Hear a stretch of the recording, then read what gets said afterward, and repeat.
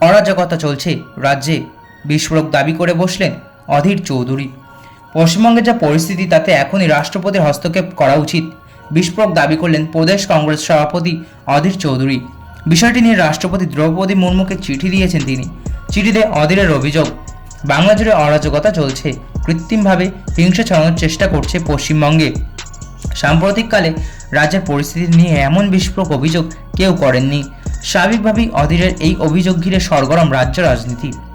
প্রদেশ কংগ্রেস সভাপতির লেটার হেডে লেখা ওই চিঠিতে অধীর লিখেছেন, বাংলার আইন শৃঙ্খলার ভয়াবহ পরিস্থিতি, বাংলার আইন শৃঙ্খলার হাল ফেরাতে দেশের সাংবিধানিক প্রধান হিসাবে রাষ্ট্রপতির অবিলম্বে হস্তক্ষেপ করা উচিত। বর্তমানে বাংলা জুড়ে যে অরাজকতা চলছে তা অত্যন্ত বিব্রতকর, সেই সঙ্গে বিষয়টি অসম্ভবত উদ্বেগের। সবটাই হচ্ছে বিরোধী দলের সমর্থক এবং নেতাকর্মীদের ওপর শাসক দলের নিষ্ঠুর আচরণের কারণে। সিপিএম তথা বামেরা বরাবরই রাষ্ট্রপতি শাসনের বিরোধী।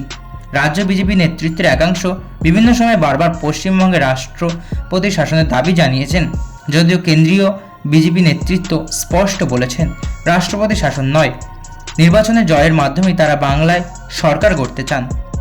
এই একই কথা কিছুদিন আগেই বলেছেন বিরোধী দলনেতা শুভেন্দু অধিকারীও। শুভেন্দু স্পষ্ট বলেছেন রাষ্ট্রপতি শাসনের প্রয়োজন নেই, ভোটে জেতার মাধ্যমে তারা বাংলার সরকার গড়বেন।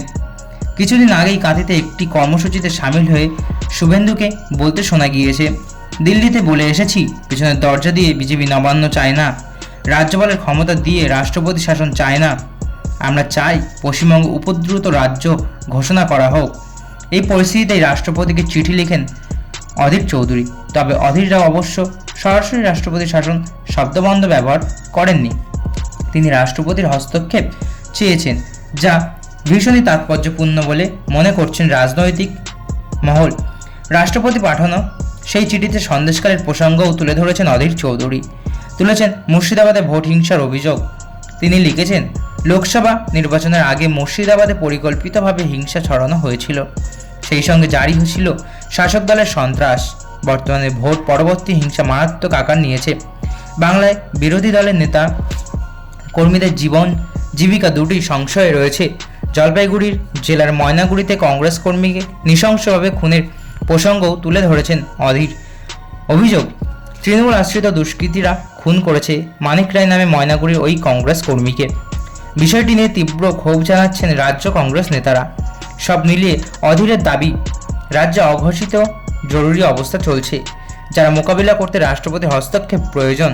গত লোকসভা ভোটে বহরমপুরে প্রদেশ কংগ্রেস সভাপতি অধীর চৌধুরীর পরাজয়কে রাজনৈতিক বিশ্লেষকরা অপ্রত্যাশিত বলে বর্ণনা করেছেন। কিছুদিন আগেই কংগ্রেসের প্রাক্তন সভানেত্রী সোনিয়া গান্ধীর সঙ্গে দেখা করে এ বিষয়ে কথা বলেছেন অধীর চৌধুরী। তার অভিযোগ, সাম্প্রদায়িক তাস খেলে তৃণমূল তাকে হারিয়ে দিয়েছে। সোনিয়াকে তিনি বলেছেন, পশ্চিমবঙ্গে এমন পরিস্থিতি অতীতে কখনো তৈরি হয়নি।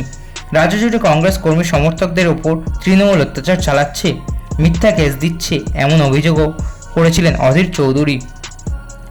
রাষ্ট্রপতিকে তিনি জানিয়েছিলেন এই সব কথাই। কংগ্রেস শীর্ষ নেতৃত্ব নিয়মিত বাংলার মুখ্যমন্ত্রী মমতা বন্দ্যোপাধ্যায়ের পাশে থাকার বার্তা দিয়ে চলেছেন।